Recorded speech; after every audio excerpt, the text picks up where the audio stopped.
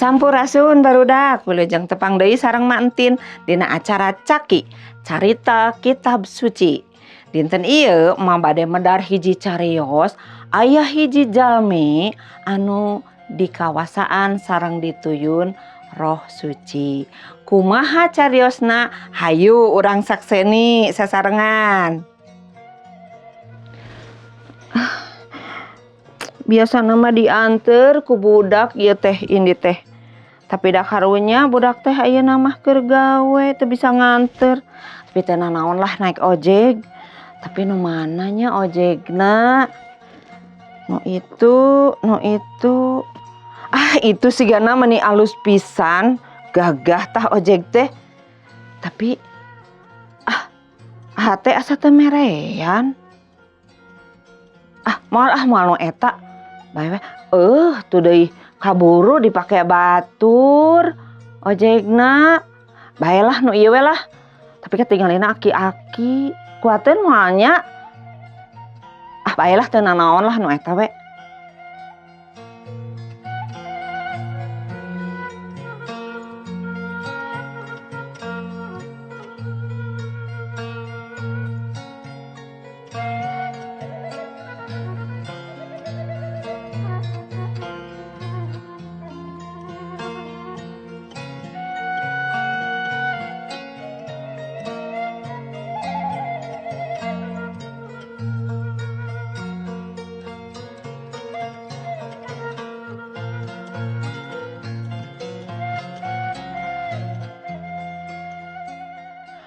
Haloh, aduh, geuning cilaka.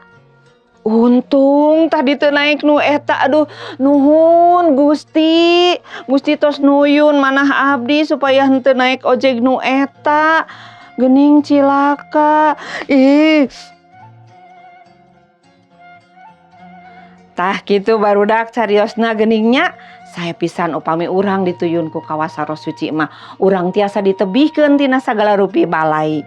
Ku kituna hayu ayeuna mah urang sasarengan diajar, urang sumerah diri ka Gusti supados urang teras dituyun ku kawasa Roh Suci. Cag dugi ka dieu heula cariyos ti Ma, engke patepang deui dina cariyos anu sanesna. Permios, dadah.